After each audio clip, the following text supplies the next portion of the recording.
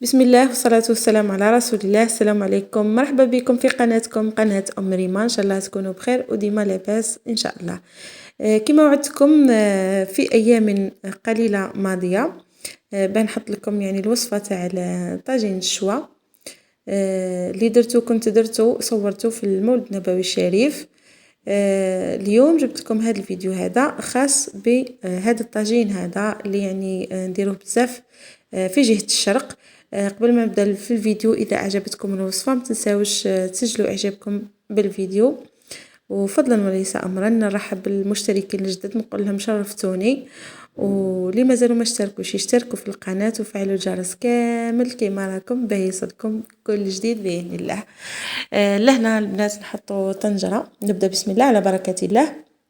باه نحضر الوصفه تاعي حطيت طنجره سخنت شويه، حطيت شويه زيت وشويه تاع المارغرين. كي دابت هذيك المارغرين نحط البصل قطعتها يعني ما ربيتهاش وما رحيتهاش هكا باه كي نصفيها ما تبقاليش في هذيك لاصوص تاعي. وفي المرق تاعي نزيد نحط شويه تاع الملح شويه تاع الفلفل الكحل ونحرك الكل مع بعض.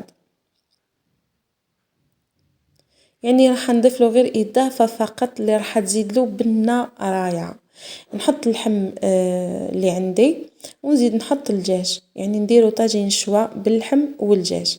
المهم نديرو احنا في المناسبات يعني في الاعراس والافراح، نديروه يعني في المناسبات وحتى يعني في هكا في المواسم نديروه كيما المولد النبوي الشريف، كيما يعني في رمضان في الاعياد يجينا ضيف. المهم نحط يعني حطيت اللحم والدجاج ونحطهم نخليهم نحركهم مليح باه يتشربوا هذيك النكهه تاع البصل والملح والفلفل الكحل ونحتى يتقلاو لي مليح. نزيد نضيف عليهم الاضافه يعني اللي ضفتها، يعني ماشي من عوايدنا نديرو هاد الاضافه هذه، هي اكليل الجبل. حطيت يعني عود تاع الكليل اللي راح يزيد له بنه واش نقول لكم ولا اروع. نمرق الطاجين تاعي ونخليه حتى يطيب لي هذاك الدجاج. اكيد الدجاج راح يطيب من قبل نحيه، واللحم يعني نخليه حتى يطيب مليح. لهنا راح نحط له دجاج مرحي، نقدروا نديروه بالدجاج يعني عفوا باللحم مرحي، نقدروا ما نحطوش يعني نستغناو على هاد الخطوه هذه. لهنا كان عندي شويه دجاج مرحي حبيت نديرو معاه، حطيت له معدنوس الملح الفلفل الكحل وحطيت له ملعقه من الخردل او لا موتارد، ونزيد نضيف عليه بيضه. راح نحط له 2 بيضات لانه ما راحش يعني نطيبه في الطنجره، راح نطيبه في الفور. لهنا نزيد نحط عليه شويه ثوم وحطيت عليه 2 ملاعق يعني قريب ملعقه كبيره من لا شابليغ او الخبز المرحي. نزيد نهرس له 2 سنات عفوا تاع الثوم كما راكم تلاحظوا، ونخلط الكل مع بعض. راح يجيب بنين بزاف هاد الدجاج هذا. وكما قلت لكم تقدروا يعني تستغنوا عليها هاد الخطوه هذه، بما اننا يعني احنا درنا طاجين شوا نديروه غير يعني كاين اللي يديروه ولا في العاده نديروه باللحم والدجاج ولا صوص تاعو تجي خاتره بلا ما نزيدوا لها حتى اضافه وتجي حامضه وبنينه. المهم كما قلت لكم كل وحده واش عندها وكل وحده والذوق تاعها، انا نحترم يعني جميع الاذواق.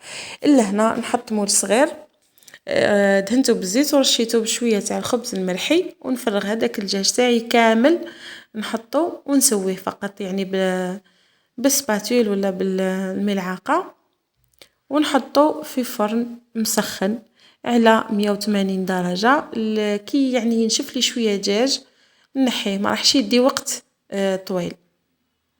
هذا هو الدجاج تاعي. لهنا بعد ما طاب لي الدجاج اللي كنت حطيته راح ندهنه شويه تاع لا موتارد وحطيته في الفور على خاطر الدجاج طاب لي بزاف. حطيته في الفور شويه يحكم روحه باه نزيد نحمره. لهنا نحط شويه تاع المارغرين ولا زبده. بعد ما طاب لي اللحم ونحيته قطر لي نحطه في هذيك الزبده او المارغرين عفوا ونحمره كما راكم تلاحظوا حتى يتغير لونه، ونزيد نحط هذاك الدجاج. نزيد نحمرو على يعني على الجهتين. راهو يعني طاب، شوفوا الله يبارك ما شاء الله تحمر وجا ولا اروع. يعني كي نحمروا اللحم والدجاج تاعنا في هذيك المارغرينا حيزيد لنا بنه على بنه لطاجين الشوا تاعنا. ولا هنا البنات بعد ما كملت يعني طيبت اللحم وحمرتها وطابت لي هذيك او طاب لي هذاك الدجاج المرحي كما راكم تلاحظوا. حطيته في صحن وتزيين يعني اختياري. زدت شويه، عصرت له شويه تاع الليمون في لاصوص تاعو ونصفيه هذاك المرق يعني مليح ونقدموه ونقول لكم بصحتكم مسبقا. ان شاء الله تعجبكم هذه الوصفه هذه. ما بقى لي غير نقول لكم بقاو على خير، ترقبوني في فيديو اخر، والسلام عليكم ورحمه الله وبركاته.